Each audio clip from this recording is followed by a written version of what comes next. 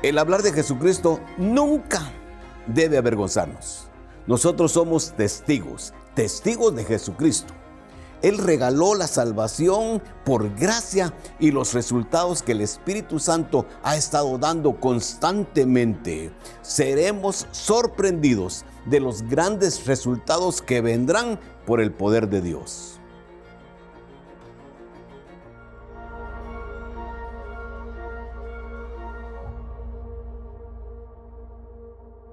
Que Dios les bendiga. Bienvenidos a Buscando de Dios. Amigos, hermanos de otras iglesias, qué bendición. Vamos a estudiar la palabra en serio. Palabra pura, sólida, práctica. Recordemos la lección anterior, la número 7.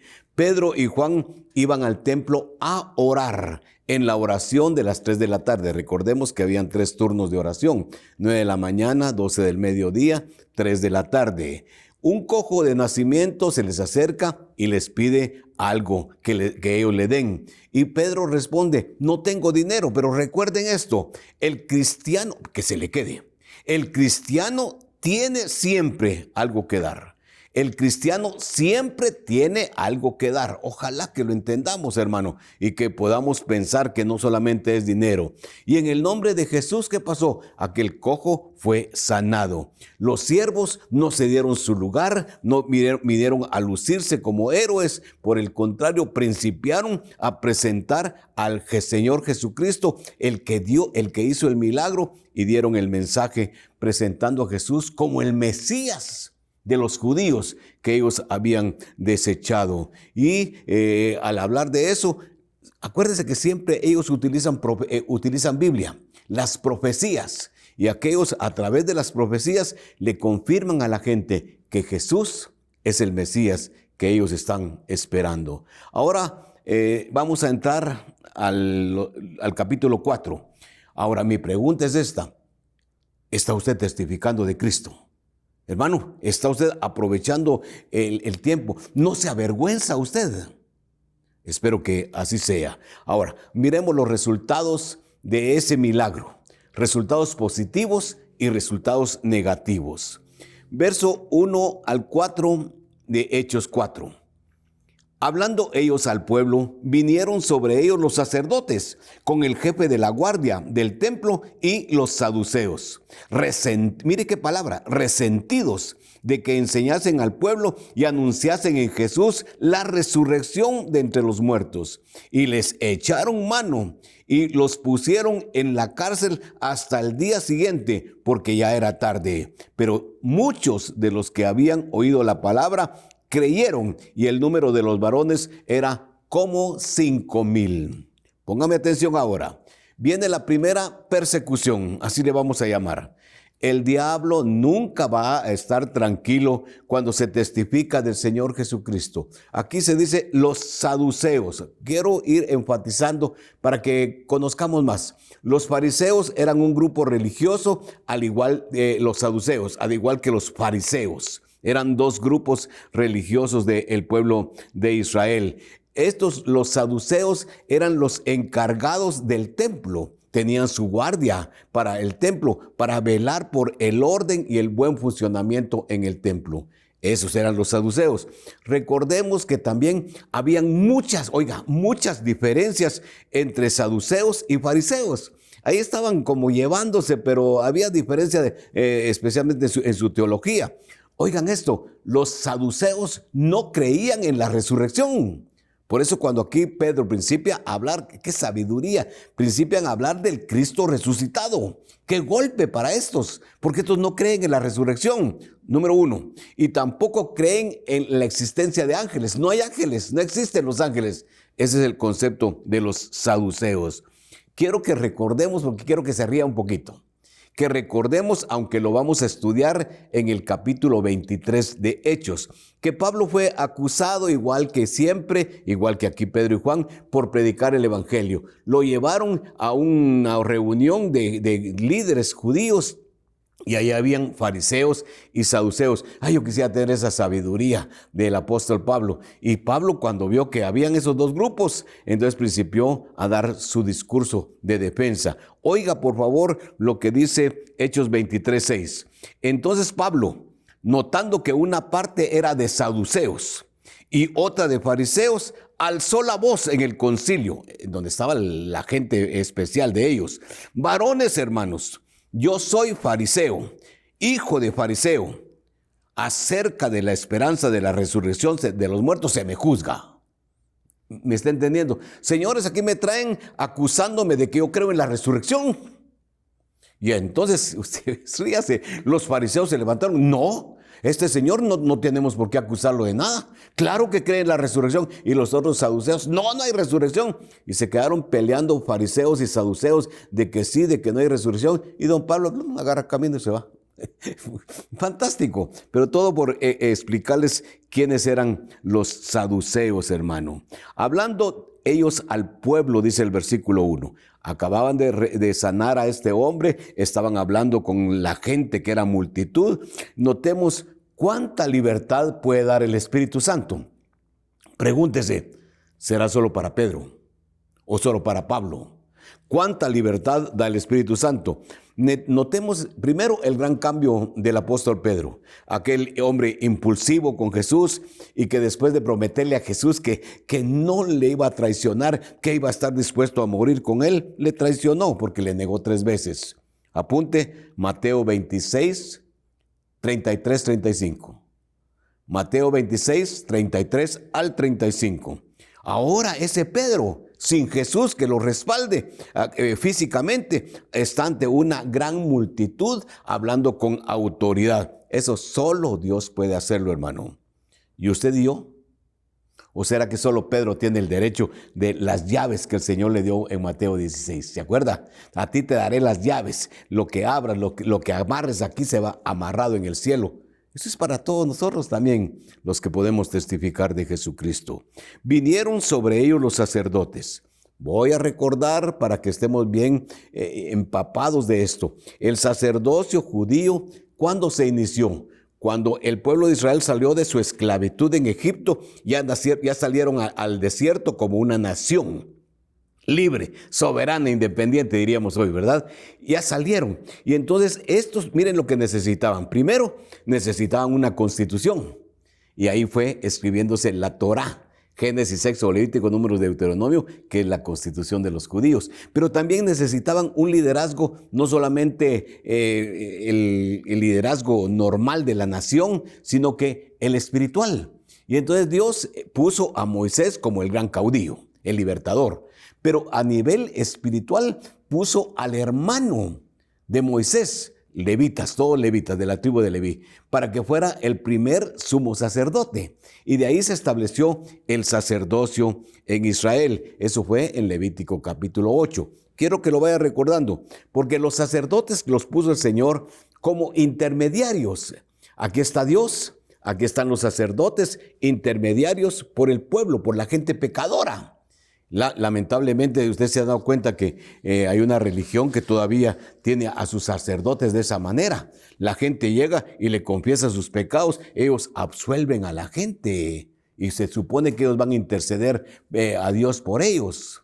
Hermano, el Señor estableció sacerdocio ahí en ese tiempo. ¿Pero por qué estaba en el Antiguo Testamento? Porque no había muerto Jesucristo, que ya se había prometido. Entonces, el sacerdote estaba ejerciendo, trabajando en el lugar santo del templo, pero el sumo sacerdote, ¿se acuerda? Que Aarón fue el primer sumo sacerdote, era el único que podía entrar al lugar santísimo donde estaba la presencia de Dios y llevaba un sacrificio de sangre y lo hacía una vez al año en el día que se conoce como ¿de qué?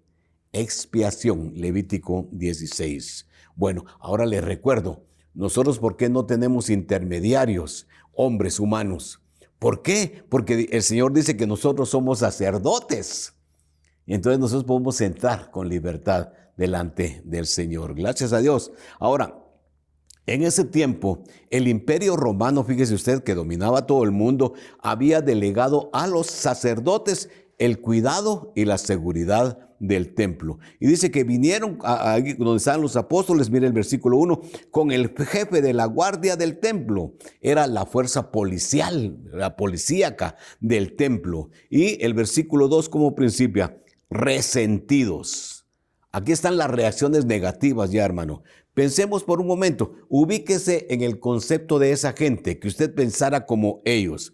Que alguien venga y ahí en el lugar donde usted está trabajando o sirviendo, que principien a hablar, a dar conceptos contrarios a los que usted equivocadamente cree. Pues era para molestarse y eso fue lo que sucedió. Le voy a decir, a mí en lo particular me ofende mucho, fíjese, una secta que vive proliferando, que vive más proliferando, que vive anunciando que Jesús no es Dios y que solamente Jesús es un humano. Eso a mí me ofende, cómo el diablo los tiene con una venda, porque la Biblia está tan llena de expresiones que confirman que Jesús es Dios. Bueno, a mí me molesta. Yo pienso en esta gente, cómo estarían de molestos cuando viene alguien y dice, Jesús resucitó y Él fue el que sanó a este cojo. Debe haberles ofendido. Y yo quiero que recordemos 1 Corintios 15. Ese capítulo tiene que ser básico para nosotros, fíjese, porque habla y cómo el apóstol Pablo defiende la resurrección. Dice, algunos de ustedes dicen que no hay resurrección. Entonces, si no hay resurrección, Jesús no resucitó. Entonces, estamos perdidos. En Guatemala decimos, estamos lavados, porque seríamos los más dignos de conmiseración de todos los hombres. 1 Corintios 15 y 19. Si Cristo está muerto, estamos perdidos, pero Cristo ha resucitado y ya no se muere. Entonces, ¿Jesús es Dios? Bueno, solo para dar ese paréntesis. Estaban resentidos de que enseñasen al pueblo, dice el versículo 2, anunciando en Jesús la resurrección de los muertos. Ahí está el tema más difícil para los que no creían en la resurrección, hermano. Hermano, esta parte del mensaje para ellos era degradante, era ofensiva, porque ellos no creían en la resurrección. ¿Quiénes? Los saduceos encargados del templo. Les voy a dar ejemplos. ¿Recuerdan? Apunte Lucas 20, y usted ya lo conoce. Lucas 20, 27, 38. ¿Se acuerdan que los saduceos que no creen en la resurrección se acercan con Jesús y le van a hablar de la resurrección para ridiculizarlo? Le dicen, mira, Señor, queremos que nos diga, una señora se casó, se murió el marido, y como se murió el marido sin dejarle hijo, el hermano tenía que estar con ella. Y así sucedió que fueron pasando 7 hermanos con ella, porque no tuvo hijos con ninguno. Después la señora se murió. Y allá en el cielo, ¿qué pasó, Señor? Porque cuando resuciten, ¿de quién va a ser mujer? Como dijeron, con eso ya hicimos que fracasara el Señor. Yo no sé si usted alguna vez se ha puesto a pensar. A ver, ¿alguno de ustedes que ya tuvo 2 esposas o 3 esposos, señora? Y cuando usted llegue al cielo y resucite y diga, ¡ay, ya viene aquel, yo no quiero estar con él, sino con el tercero, y esconderse! No es así. En el cielo vamos a conocernos, pienso yo por la palabra, pero vamos a conocer, Lucas 16, pero vamos a conocernos, yo digo que a nivel de hermanos, todos ya no viendo, allá está mi esposa, allá están mis hijos. Entonces, en la resurrección no va a ser así, vamos a ser como ángeles, dijo el Señor. Y esa ley que está aquí, que se le quede la palabra, esa ley que ellos utilizaron era la ley del levirato. Lea Deuteronomio, eso sí, apúntelo, Deuteronomio 25 del 5 al 10. Levirato, L-E-V-I, B pequeña, yo le llamo B pequeña, es V, ¿verdad? L-E-V-I-R-A-T-O, el levirato. Esa ley fue puesta para que la mujer no se quedara sola, desamparada, sino que siempre tuviera un apoyo, darle un hijo a nombre del esposo y darle bienes para que sostenga a su madre. Eso era la ley del levirato y el Señor los hizo ridiculizarse. Quiero que piense, si quiere pensar bastante, lea el libro de Ruth. Es una miseria, pequeño el libro. En el capítulo 3 se nos da la demostración de lo que es el levirato. ¿Se acuerdan que Noemí se fue con su esposo allá a Moab? Allá en Moab se murió el esposo, los 2 hijos que tenían consiguieron mujeres moabitas, se murieron los esposos y las mujeres se quedaron viudas sin hijo, solo con su suegra. Ahora, ley de levirato allá no, porque era otra nación. Y cuando Noemí decide regresarse, se despide de las nueras. Orfa dijo no, pero se quedó.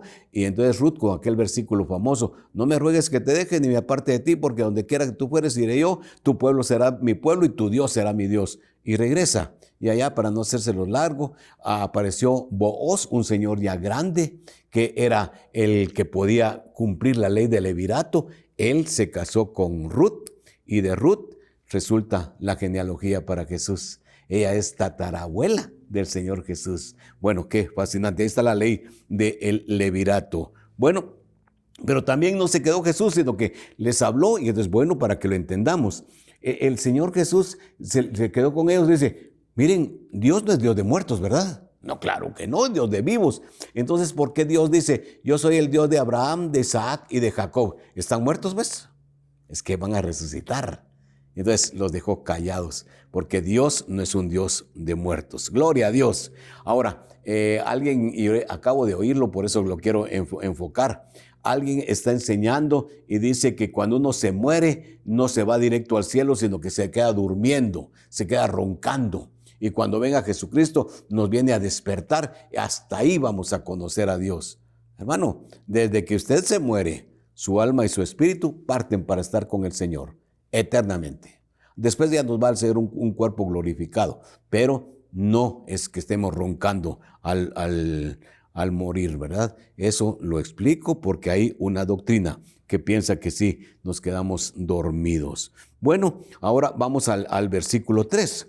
Dice, y les echaron mano y los pusieron en la cárcel hasta el día siguiente, porque era ya tarde. Hermano, los detuvieron sin ninguna causa y los pusieron en la cárcel, pero cárcel de la iglesia, del templo. Había un lugar ahí que tenían guardado, tal vez pequeño, para que aquellos que cometieran alguna falta, ahí los encerraban mientras se les castigaba con algo que tenían que merecer, ¿verdad? Bueno, hasta el día siguiente, porque ya era tarde, dice, simplemente, hermano, porque los judíos no podían, según la ley de ellos, ejercer juicios nocturnos, y porque tampoco tenían tiempo para ir a buscar a todo el Sanedrín, 70 personas, para ver qué se hacía con estos apóstoles que estaban predicando de la resurrección, y no se habían fijado ellos que el énfasis de eso era que Jesús había sanado.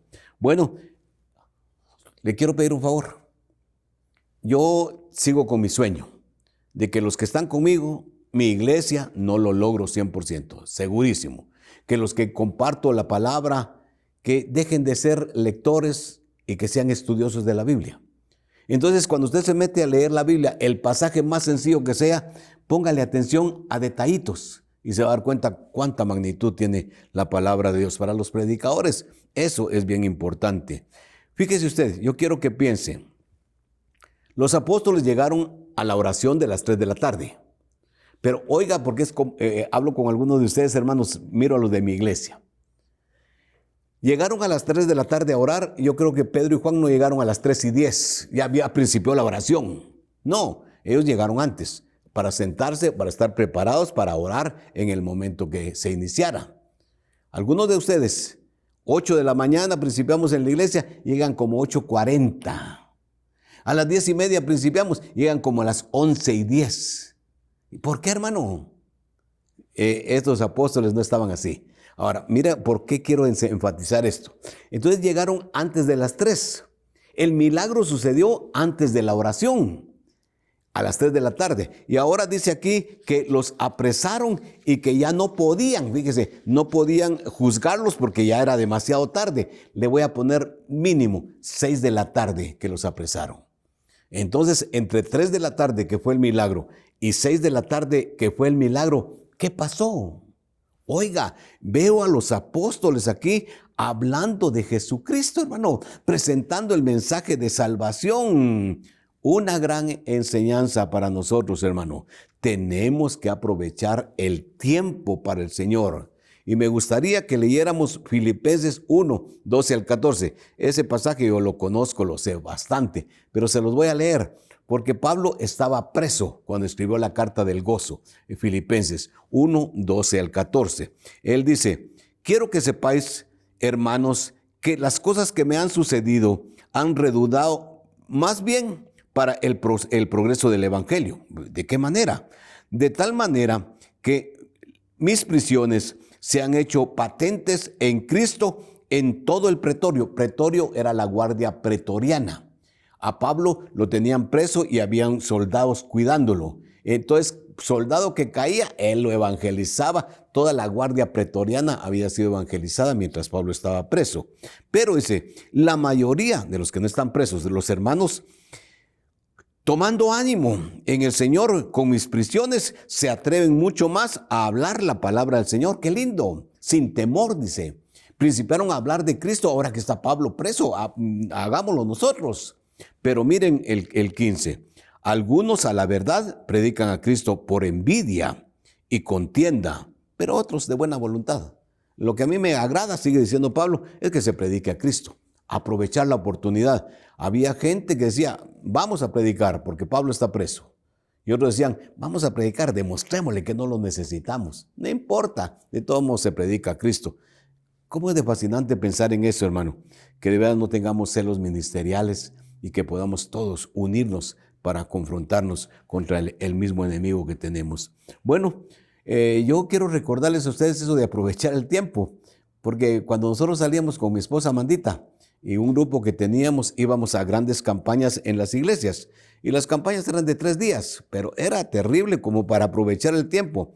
Teníamos que atender cada día a las 6 de la mañana el devocional, a desayunar porque a las 9 de la mañana el primer servicio, a almorzar porque a las 2 de la tarde el segundo servicio, a cenar porque en la noche venía el mejor servicio kilométrico de 7 de la noche a 11 de la noche y ahí teníamos que predicar. Bueno, gracias a Dios que el Señor nos dio las fuerzas y nos dio el gozo para hacerlo, ¿verdad? Pero sí, era como que ellos querían aprovechar el tiempo y aprovechar a los que llegaran. Qué lindo que usted y yo aprovecháramos para hablar de Jesucristo. Algo que pase, algo que suceda, involucre el tema de Jesús. Muestre que usted es de Jesús. Reaccione ante las cosas negativas de la gente, que usted no está de acuerdo con eso. Ahí usted está aprovechando el tiempo. Bueno, versículo 1 al 3, ¿qué fue lo que le presentamos, hermano? La incomprensión del mensaje del Señor. La reacción de los saduceos de apresar a los siervos del Señor. Así será siempre. Van a haber burlas contra el evangelio. Ahora, miren el versículo 4, ya vamos a terminar. Pero muchos de los que habían oído la palabra creyeron, y el número de los varones era como 5,000. Ahora notemos que aunque se ha resaltado la reacción negativa, hay mucha bendición. Siempre lo positivo iba a ser mayor que lo negativo.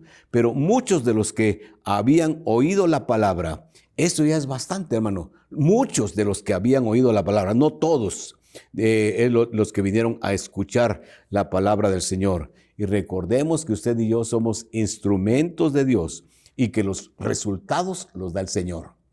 El apóstol Pablo, cuando regaña a la iglesia de Corinto, ¿se acuerda? Porque carnales los hermanos y unos dicen, yo soy de Pablo, yo soy de Apolos, yo soy de Cristo. ¡Hala, qué terrible! Y Pablo dice, ¿quién es Pablo? ¿Quién es Apolos, hombre? Somos siervos de Dios. Y allá, lea, apunte si quiere, 1 Corintios 3, del 5 al 8. No, yo digo que mejor se lo leo, fíjese. 1 Corintios 3, 5 al 8. Oiga lo que dice Pablo. ¿Qué pues es Pablo? ¿Y qué es Apolos? Servidores por medio de los cuales habéis creído. Y eso según lo que a cada uno concedió el Señor, ya sea a Pablo, a Apolos, algo nos dio de ministerio. Porque yo planté, dice, Apolos regó, pero el crecimiento lo ha dado Dios. Así que ni el que planta, ni el que riega, ni es algo, nadie es nada, sino que todo es de Cristo. Muy bien, hermano, aquí está lo que nos está diciendo, que no haya competencia y que todos sirvamos al Señor y compartamos. Fíjese que estaba hablando algo con Jorge Mario antes de grabar el estudio y que sí, aquí quiero presentarlo en este momento. Siempre ha sucedido que a veces pensamos que lo que hacemos, fíjese, es insignificante. Yo no sé si a usted le ha pasado, pero a mí sí me ha pasado. Lo que yo hago es demasiado poco. Lo que yo hago no tiene mucha trascendencia. Y especialmente cuando nos comparamos, hermano, o cuando nos comparan.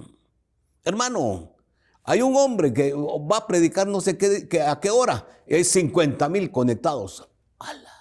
No sé si más, 50,000 le voy a poner yo.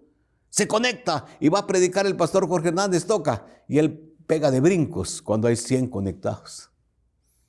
Si me comparo con el de 50,000 y yo que 100, digo, lo que yo estoy haciendo no tiene validez, hombre. Pero hermanos, Dios nos coloca en el ministerio donde Él quiere y en donde Él sabe que podemos ser útiles y ser de bendición, hermano.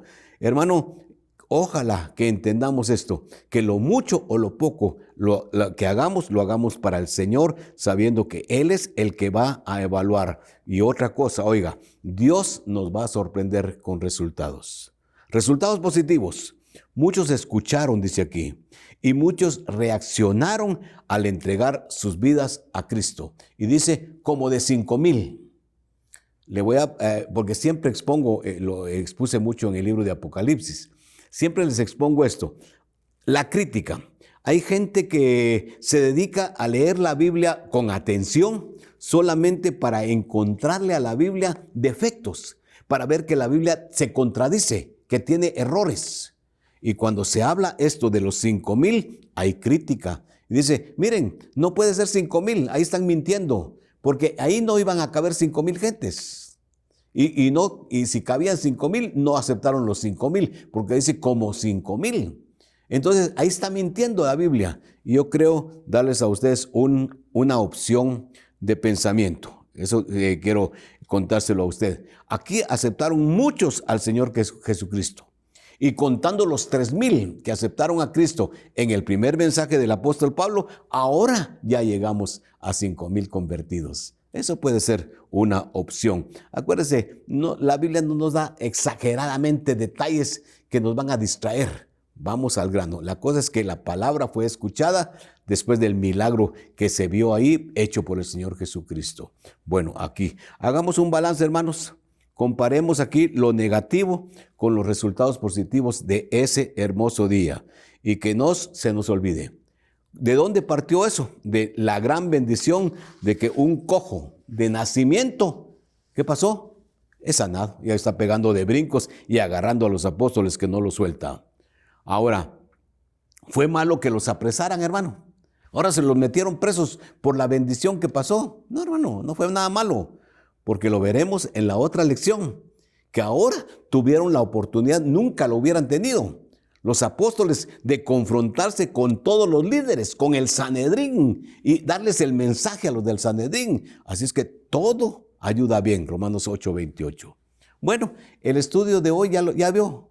Algunos dirán, ay, vamos temprano a descansar su pensamiento. El estudio de hoy es sumamente sencillo, pero creo que lo hemos pensado porque debemos ponernos a reflexionar. Yo quiero que reflexionemos en 5 cositas. Si quiere apuntar, voy a tratar de hacerlo despacio. Los hijos de Dios somos llenos del poder de Dios, Dynamus. Los hijos de Dios somos llenos del poder de Dios. 2 Timoteo 1:7. Porque Dios no nos ha dado espíritu de cobardía, sino de poder, de amor y de dominio propio. Número 1, dijimos, los hijos de Dios somos llenos del Espíritu Santo. Segundo, debemos estar alertas para aprovechar las oportunidades, todas las oportunidades. Ya lo mencioné.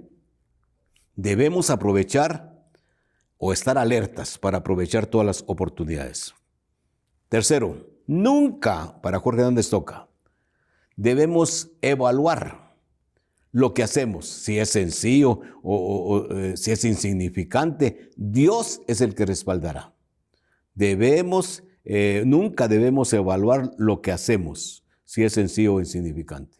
No evalúe usted, el Señor es el que manda. 4, debemos vivir siempre en santidad.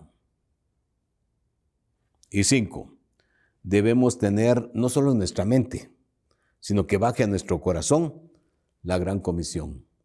Hechos 1:8, recibiréis poder, el número 1 que dijimos, cuando venga sobre vosotros el Espíritu Santo y me seréis testigos con ese dínamos del Señor. No perdamos la gran comisión en Jerusalén, en toda Judea, en Samaria y hasta lo último de la tierra. Yo creo que debemos orar y hagámoslo, hermano, pidiendo al Señor que su Espíritu Santo controle nuestras convicciones, que nos dé el valor para servirle y que estemos dispuestos siempre a proclamarle. Preguntas. Póngame atención. 1. ¿Qué grupo religioso, dije 2, de Israel, qué grupo religioso de Israel no creía en la resurrección? Muy bien.